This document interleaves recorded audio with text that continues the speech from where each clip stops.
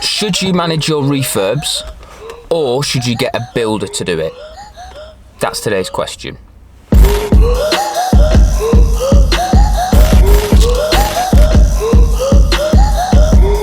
What is up, guys? It's Jack here again with another video, and today I want to talk to you and answer the question, like I just said. Do you get involved in managing your refurbs or even participating in the refurb project in terms of doing the work, or do you get a builder in, a general contractor in, to do the whole thing and you are completely hands off with it? And there's a couple of things to think about before making your decision about whether you move forward down either route, and those are the things I want to talk to you about today. But just before I do, for those of you who watch this channel regularly, who are people who come back regularly to the channel and watch all my videos and participate, and I notice there are people who regularly comment and encourage me or offer even constructive criticism, and like in every video, and I really appreciate that. I actually really appreciate that and value that. And I want to ask a couple of questions about this channel, about the growth and where this is going moving forward. And so I'm going to do that at the end of the video. So if you're the type of people who come back regularly and watch my videos, stay till the end. I'm going to ask those questions, and I'd love to have a conversation with you guys in the comments about how we how I'm potentially going to be moving this channel forward. I would love your input in that. So, should you get a builder in, or should you do some of the work / manage the refurb yourself? Now, what people often say is they look at it very just straightforward. They look at, if you manage it yourself, most of the time you will save money, and if you get a builder in, you spend more money, but you have more time. You get more time back. And that's a great way to think about it. But there are a couple of other things that I'd like to suggest that you think about before moving on to making your decision about whether you want to manage the refurb and do a bit of the refurb versus getting a builder in. And there's no right or wrong answer. It's completely up to you and how you want to build your business, how you want to do your flips, what makes you the happiest. From my perspective, I do it a certain way, and I'll explain what that is and why a little bit later. But there's no right or wrong answer. Like, I do what's right for me, and you need to do what's right for you. But I just want to give you some questions or things to think about before you make your decision. So there's two things I want you to think about. The first one is your skill. Okay, your skill. Are you the kind of person who is very hands-on, quite a DIY person? You're very good at doing things like that. Like, for me, for example, I'm terrible at DIY. Like, I'm so bad. Like, to the point where, and this is, do I share this? Go on, who cares? I trust you guys. To the point where, right, I was drilling a hole in the wall in my house to hang a mirror up, okay? And for some reason, I just couldn't do it. I was genuinely really struggling, to the point where I was thinking, this is an absolute joke, this is ridiculous. And we actually had someone come round to drill a hole just to hang a mirror up. Like, that just goes to show how little I am skilled in DIY. Like, I'm just terrible. But I know a friend of mine is a plumber. He is like the best plumber in the whole of the UK. He's honestly insane. But also, he's absolutely phenomenal at everything DIY. So he's just refurbed his house. I think I may have even mentioned them in a previous video. But he's just refurbed his house, right? And it's the house that he lives in him and his wife. And he tiled the floors, laid the carpets, he did painting, he did all the plumbing. Honestly, he is just one of those guys that you just go around and you think, you can just do everything, can't you? Like, you can just do everything. Like, he's a plumber by trade, but he can do everything. And so he does it all himself, which is great. And that works for him. For me, I've not got the skill to be able to do that, and I don't really have the time to learn the skills to be able to do that. It doesn't come naturally to me. So the first thing you got to think about is skill. Can you actually do it, or is it better to get someone else in? Another example, right? You could get somebody in to paint a house, and they are a painter, and you pay more money, but you get a really nice finish. It looks really good. Or you could do the painting, and if you're not very good and you leave blobs everywhere and it looks terrible, it actually just makes the house and the work that you've done, the refurb that you've done, the painting, just looks shoddy. It just makes it look not very good. So it's not just about can you do it, it's can you do it to a good enough level where it will actually improve the property and actually be beneficial and worth your time to do. Oh, and by the way, if you find this type of content helpful, or if you enjoy it, or if you want to hear more about this type of thing, then make sure that you click the subscribe button, because I make videos every single week. I bring them out on a Sunday in the evening every single week. So make sure that you click the subscribe button, the bell notification, so that you don't miss an upload. It'd be great to have you guys supporting and being part of the family, part of the community that we're building here. So yeah, make sure that you click the subscribe button if you haven't already subscribed. The second thing that I think you should consider is the opportunity costs. And this for me is the absolute reason why, for me, I don't think I will ever manage a refurb project again myself. I think I'll always get a builder in.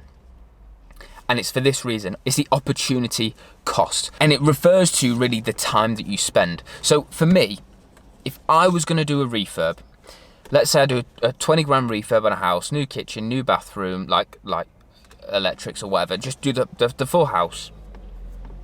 That could take me an hour or 2 hours an evening, or you know, probably like 10 hours a week maybe, just checking up on it, making sure the trades are all in place, making sure that everybody's doing what they're meant to be doing, going to the house and making sure, yep, you've done a good job, yep, I'll pay you, yep, I'll pay you, and basically being so hands-on with it all. And even, you know, it could also, like, if I wanted to paint the house, that would take time, that would take hours and hours of my time. Whereas if I got a builder, I might pay, let's say I pay them an extra 5 grand. So the refurb's 20 grand, but I'd pay an extra 5 grand just for somebody to manage it and do all the work, and I just liaise with that one person. The reason why that's good is because if you've got 8 weeks of a refurb and you're refurbing a whole house and you're putting all that time and effort into it, the time that I would, in fact, I'm gonna work this out. If it was gonna take me like 5 to 10 hours a week, let's just say I spent an hour a day on it in the weekdays, so five hours a week, and it takes 8 weeks. That's 40 hours, okay? Now, in those 40 hours, I could connect with so many people, and I could create new relationships, and I could find new deals and new opportunities with 40. If you give me 40 hours, I know I'll be able to find at least 2 deals. I'll be able to get 2 deals. I'll be able to build relationships, build a brand, build my YouTube channel, and do things for me that are way more worth my time. Because if it meant, right, that 40 hours I spent finding one other flip deal, and I make 30 grand on that, is it, in my head, the way I think about it is it worth losing out on that £30,000 just to save £5,000? Because people always say, yeah, but you save money. But by saving money doesn't mean that you necessarily make more money. Does that make sense? And that's something that I really had to get my head around and think about. Just because I'm saving money doesn't mean that I'm making more money. I actually make more money by spending more money, because I'm spending more time, I'm spending more money, giving me more time to make more money, and putting my time and my effort into tasks and to projects and to things that will actually reap more money for the time that I put in. So that's it. Those are the 2 things that I particularly think you should think about when deciding, do I want to do the refurb?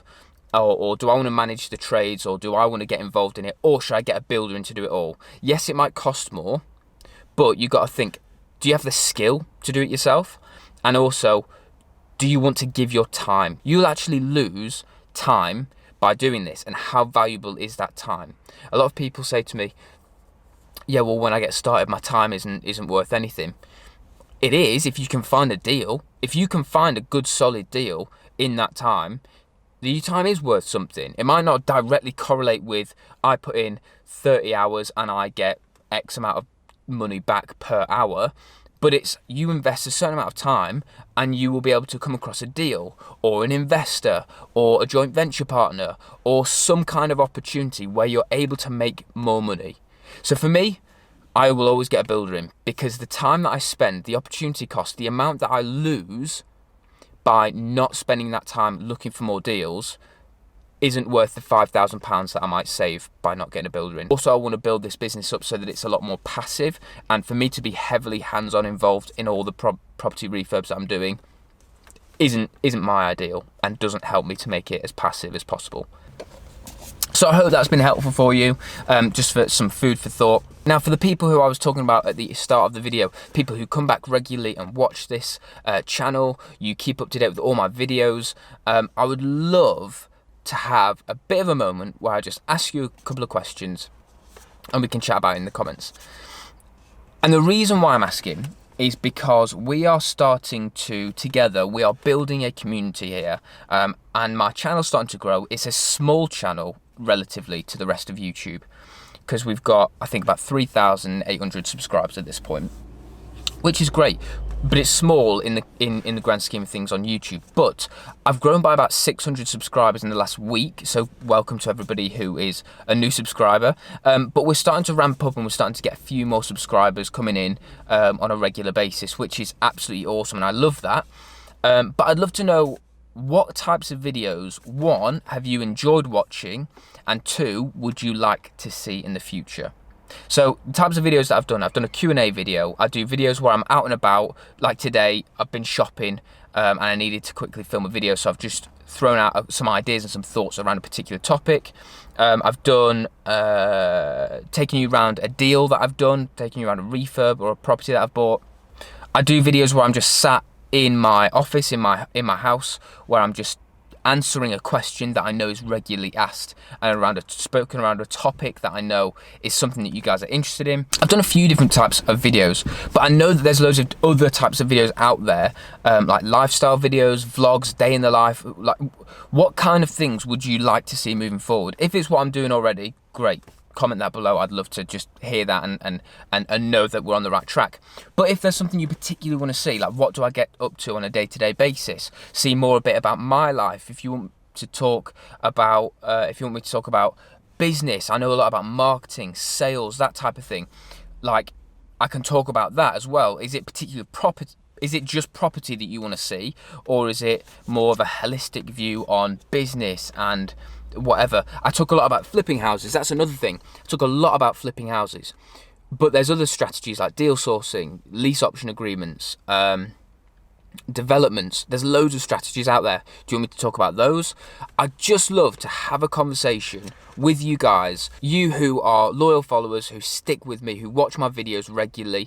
I would love to just have a chat with you guys in the comments. So this particular video, just drop in the comments all your suggestions. What have you liked so far? What would you like to see in the future? And let's just have a chat.